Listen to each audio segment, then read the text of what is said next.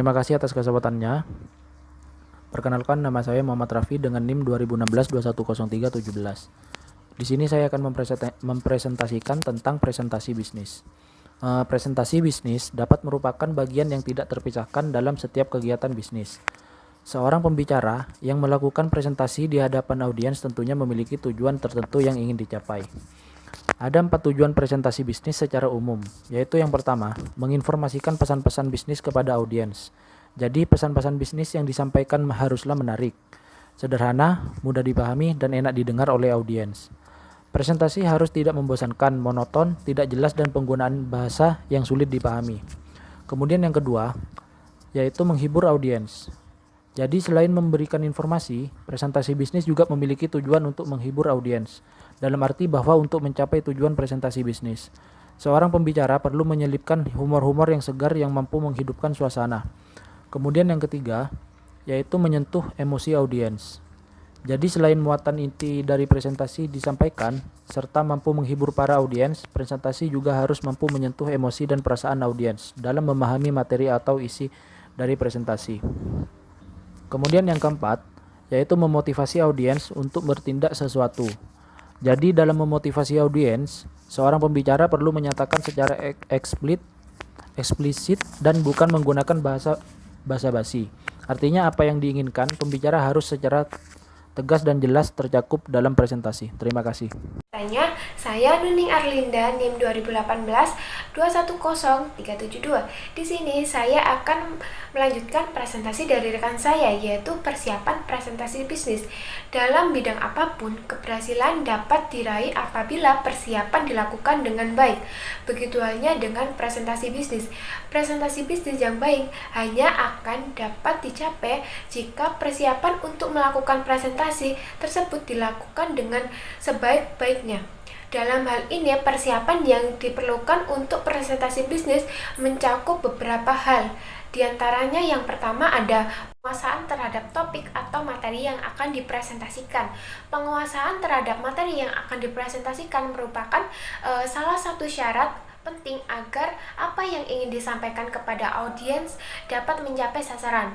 Ketidaksiapan terhadap materi yang akan dipresentasikan bukan saja menghambat penyampaian pesan kepada audiens, tapi juga akan memberikan citra atau image yang kurang baik kepada audiens. Oleh karena itu, kuasailah materi yang akan disampaikan kepada audiens dan akan dipresentasikan di depan audiens. Yang kedua adalah penguasaan berbagai alat bantu presentasi dengan baik. Di samping penguasaan materi yang baik, yang juga penting adalah bagaimana seorang pembicara mampu memanfaatkan berbagai alat bantu presentasi demi kelancaran pencapaian tujuan yang dikehendaki. Berbagai alat bantu presentasi yang dapat digunakan antara lain ada whiteboard, spidol, UHP, kemudian transparasi, slide komputer, bagan, flip chart, kamera, video, tape, televisi, dan LCD proyektor. Yang ketiga adalah mengenal audiens. Agar tujuan presentasi bisnis dapat tercapai dengan baik, seorang pembicara perlu mengetahui siapa yang sebenarnya menjadi audiens. Melalui pendekatan bertanya dengan menggunakan kata tanya seperti apa, siapa, di mana, kapan, mengapa, dan bagaimana. Seorang pembicara akan dapat mengidentifikasi siapa sebenarnya audiens yang dimaksud sehingga dapat melakukan berbagai persiapan antisipatif. Keempat adalah mengenal berbagai lingkungan, lokasi, atau tempat untuk presentasi. Agar presentasi bisnis yang dilakukan tersebut dapat mencapai tujuan, seorang pembicara perlu mengenal lebih dekat lingkungan, lokasi, atau tempat yang ia akan melakukan presentasi bisnis. Pemahaman terhadap lingkungan atau suasana lokasi untuk presentasi bisnis tersebut akan memberikan kemudahan kepada seorang pembicara dalam mengatur alat bantu presentasi yang sesuai dengan suasana lokasi tersebut. Misalnya, apakah lokasi yang digunakan untuk presentasi memiliki ruang yang cukup luas, atau kemudian bagaimana tata letak ruangan atau bentuk meja atau tempat duduk untuk audiens dan lainnya. Selanjutnya akan dilanjutkan oleh rekan saya. Terima kasih atas kesempatannya. Perkenalkan, nama saya Iftitah dengan NIM 558. Di sini saya akan menjelaskan apa aja sih keberhasilan presentasi bisnis. Yang pertama ada paralanguage, yaitu cara pembicara dalam menyampaikan pesan, termasuk juga ke dalam kecepatan berbicara, nada, volume, serta juga artikulasi kata. Nah, ucapkan kata-kata yang jelas dan juga berbicara dengan suara yang cukup kuat agar semua pendengar dapat mendengar suara kita itu dengan jelas. Berbicara dengan tepat juga berpengaruh, tidak terlalu lambat, tidak terlalu cepat-cepat juga, yang mana akan memudahkan pendengar dalam menerima ide yang kita suarakan tersebut. Nah, suara kita itu juga harus didengar dengan mengasyikkan. Seperti halnya jika kita berbicara kepada sahabat, namun juga dapat dilihat dalam kondisinya dan juga harus sopan. Untuk berbicara dengan lancar, kita harus berbicara dengan santai, rileks, tidak kaku, dan juga dalam hal-hal penting pada umumnya, pendengar itu juga menginginkan seseorang berbicara dengan cara yang jelas, sederhana, nyata, dan juga mereka tidak menyukai kata-kata yang tidak jelas artinya. Yang kedua, ada body language, sering disebut juga dengan komunikasi nonverbal. Badan dan bagian badan tertentu dapat digunakan sebagai alat pendukung efektivitas presentasi. Bagian badan juga dapat membantu efektivitas presentasi, terutama wajah, mata, tangan, dan juga badan saat kita presentasi. Semua gerakan-gerakan yang kita keluarkan itu, mata, ekspresi wajah, gerakan tubuh, suara juga harus kita tunjukkan dengan pendengar dengan penuh semangat. Kita juga harus tampak dengan penuh perhatian dalam berkomunikasi untuk ide-ide yang kita akan keluarkan, juga berbicara dengan penuh energi, bergairah, dan tidak ragu. Jangan juga kita berbicara dengan setengah-setengah, bimbang, apalagi juga dengan mulut yang sedikit terbuka. Nah, cara berbicara yang tepat juga itu adalah suara yang dapat bulat dan penekanan yang baik. Yang ketiga, ada kondisi ruangan atau lokasi presentasi. Dalam kondisi ruangan atau lokasi presentasi, peninjauan lokasi juga bagi pembicara merupakan suatu hal yang penting yang juga harus diperhatikan. Nah, ketika kita ingin sukses dalam suatu presentasi bisnis, tata ruang dan kondisi ruangan juga presentasi dapat juga kita harus dapat membantu atau menghambat efektivitas presentasi. Ruangan yang luas, yang sepadan dengan jumlah audiensnya, yang dirasakan nyaman oleh pembicara dan juga audiensnya, tentunya tidak hanya dengan tata ruangan saja, namun juga posisi alat bantu presentasi seperti posisi layar maupun posisi proyektor, tata lampu, maupun tempat duduk dan lain-lain. Yang keempat, ada faktor-faktor lainnya. Termasuk dalam faktor-faktor lainnya itu dapat mempengaruhi sebuah keberhasilan dalam sebuah presentasi bisnis. Yang pertama, ada penampilan pembicara dan pakaian yang dikenakan. Pakaian yang mencerminkan pakaian itu yang mana mencerminkan kepribadian seseorang. Pendengar akan menaruh hormat atau respek terhadap pembicara yang memakai pakaian yang serasi. Dalam hal juga potongan rambut, warna, ikat pinggang, sepatu, dasi, jilbab bagi yang muslim, dan lain sebagainya.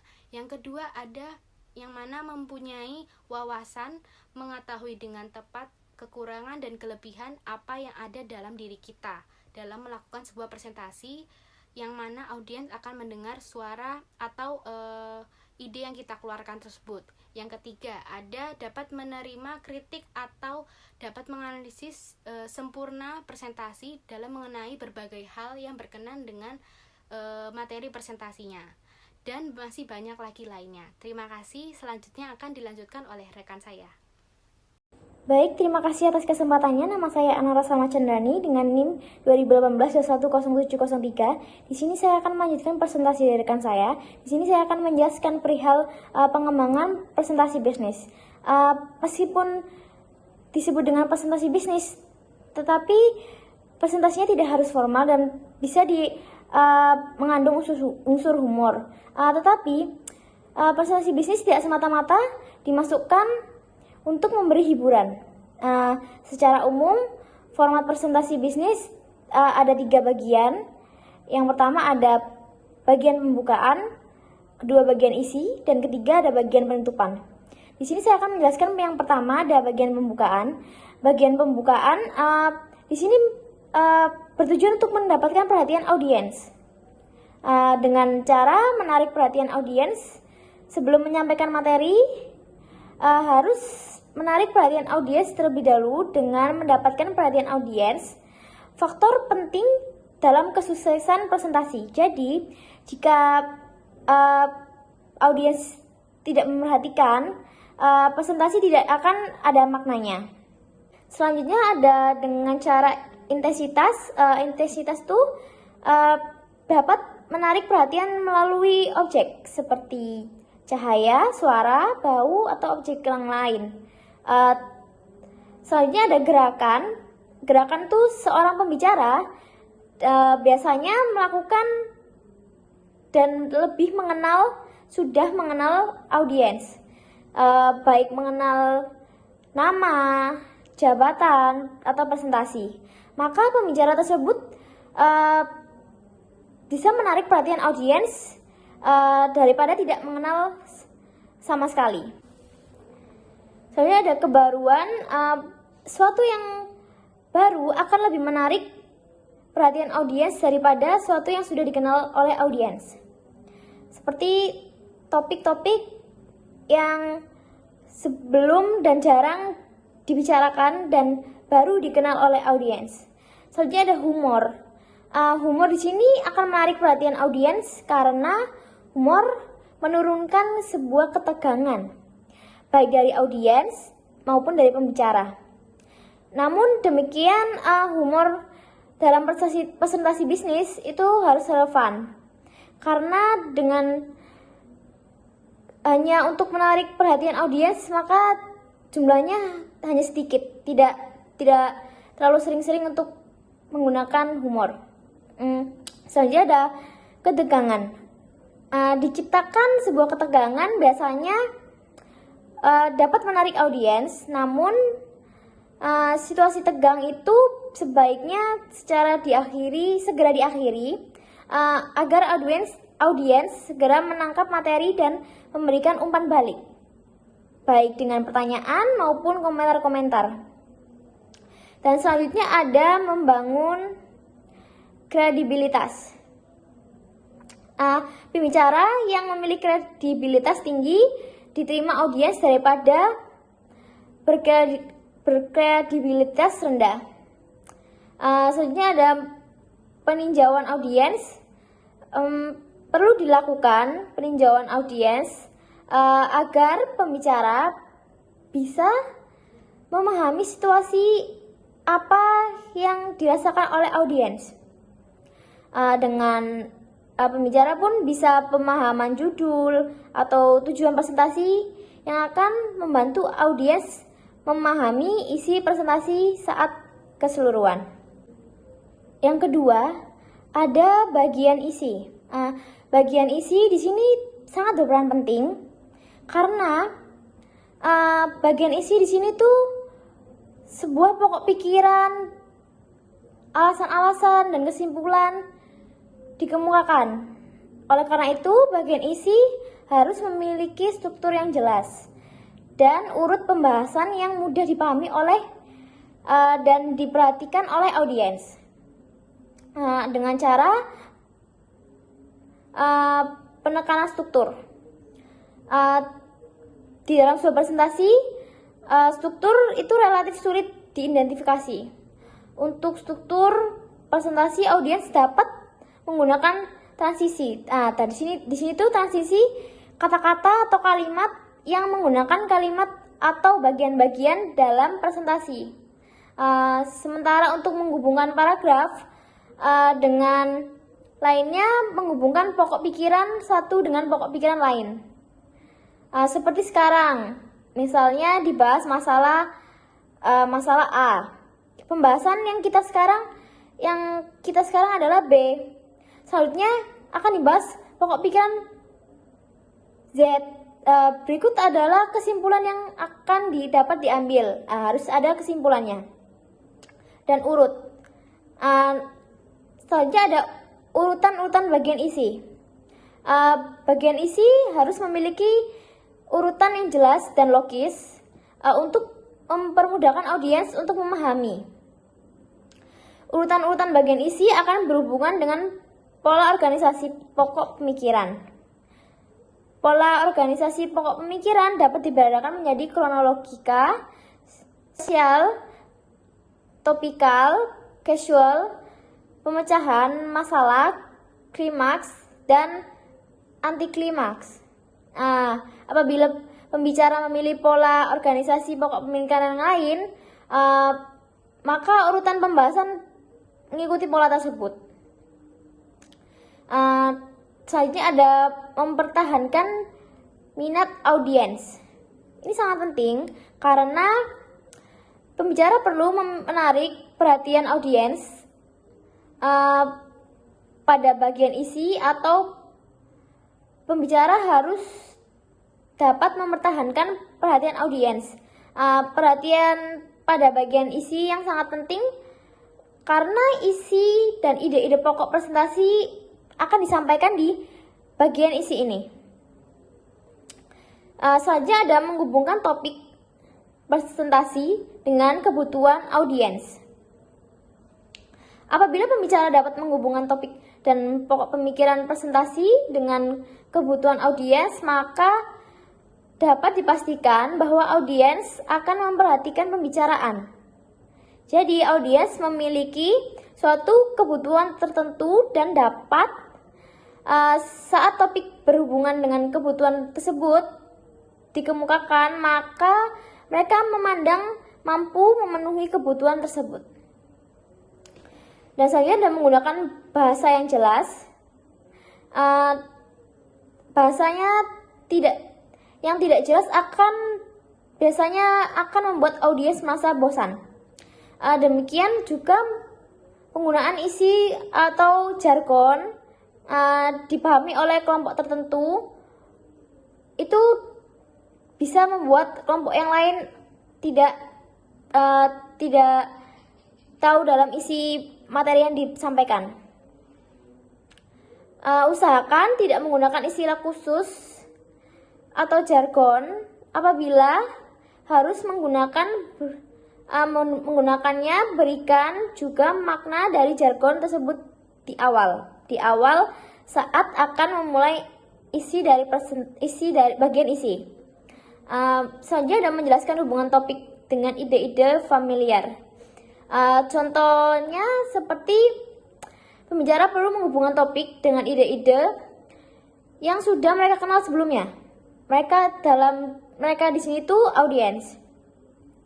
Tetapi mungkin audiens untuk menghubungkan dengan apa yang sudah melekat di dalam ingatan audiens, demikian presentasi akan lebih menarik minat audiens. Yang ketiga ada bagian penutup. Di bagian penutup ini harus terstruktur hingga audiens memahami ide pokok yang disampaikan. Lebih dari itu, bagian ini pembicara harus memperhatikan 3 hal. Yang pertama ada meringkas dan mengulang pokok pikiran. Kedua ada menggarisbawahi tahapan selanjutnya. Dan yang ketiga ada menutup dengan pesan positif. Dengan cara meringkas pokok pikiran, itu pembicara harus mengulang pokok pikiran yang telah disampaikan. Selanjutnya ada menggarisbawahi tahapan selanjutnya.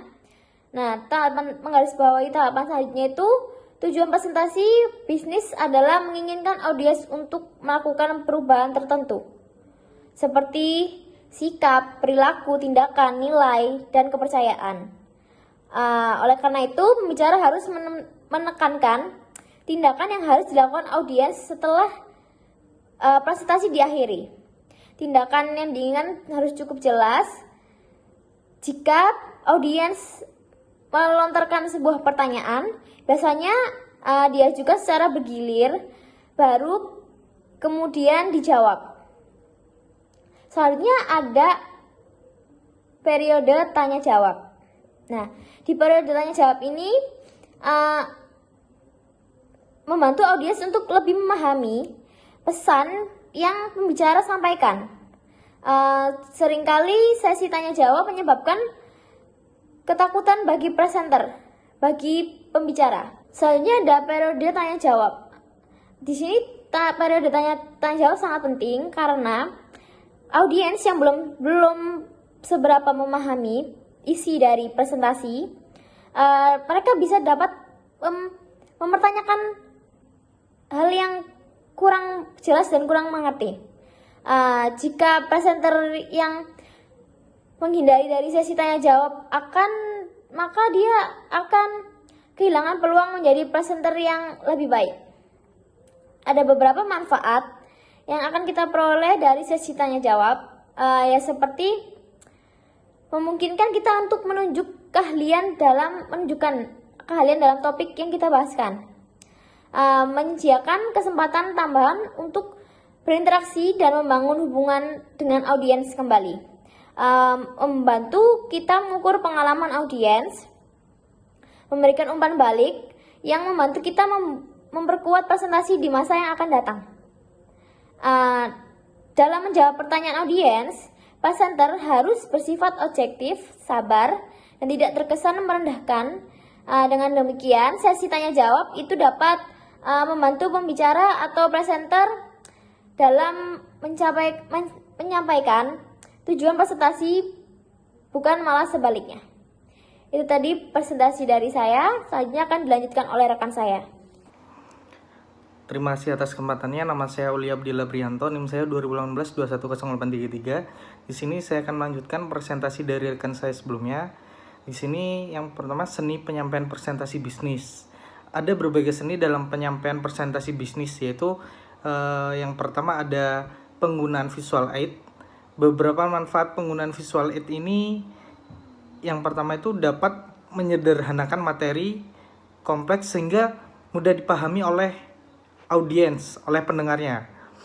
Terus selanjutnya, visual aid ini dapat membantu baik pembicara maupun audiens untuk mengingat informasi penting dari presentasi itu. Jadi antara pendengar dan pemberi materi itu sama-sama mengetahui, sama-sama mengingat apa isi materi itu.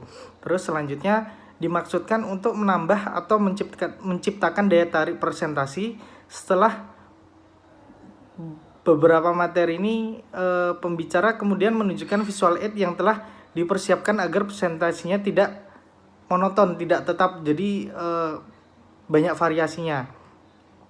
Terus dalam penggunaan visual aid ini berbagai hal yang perlu diperhatikan. Ini salah satu contohnya itu menyusun visual aid. Nah, visual aid ini dalam presentasi pembicara ini dapat menggunakan dua jenis visual aid. Yang pertama, visual aid alam bentuk tulisan. Terus yang kedua ini visual aid dalam bentuk grafik, atau visual yang termasuk dalam grafik ini antara lain misalnya itu garis atau diagram lingkaran atau grafik batang atau diagram organisasi dan sebagainya. Terus tujuan untuk penyusunan visual aid ini yang pasti agar lebih sederhana, agar lebih mudah dipahami juga oleh audiens, agar informasinya dapat diingat juga oleh audiens. Terus selanjutnya memilih media visual aid. Yang pertama ini ada handout. Handout ini merupakan visual aid yang paling sederhana dan mudah pembuatannya, sehingga banyak yang digunakan. Media handout ini juga memungkinkan pembicara untuk mempersiapkan baik visual aid dalam maupun grafik atau dalam bentuk tulisan, kemudian digandakan dan dibagikan kepada audiens. Biasanya itu dibagikan sebelum presentasi dimulai, biasanya seperti itu. Terus selanjutnya ini ada media papan tulis atau whiteboard. Cuman kalau di zaman sekarang ini udah jarang sih orang presentasi menggunakan papan tulis sama whiteboard. Kebanyakan kalau sekarang ini menggunakan kayak yang kita pakai biasanya di kampus itu LCD proyektor, mungkin seperti itu. Terus selanjutnya keterampilan praktis dalam presentasi. Di samping persiapan hal materi atau hal medianya, pembicaranya pun perlu memperhatikan beberapa faktor yang dapat mempengaruhi keberhasilan presentasinya. Jadi yang pertama itu cara berpakaiannya, kita harus berpakaian yang rapi, berpakaian yang sesuai. Kayak misalnya di kampus kita menggunakan pakaian etika, ya kita menggunakan pakaian itu. Terus selanjutnya pandangan mata. Pandangan mata ini untuk menunjukkan etika dan kewibawaan kita sebagai yang presentasi. Pembicara ini harus bisa memandang ke audiens. Terima kasih.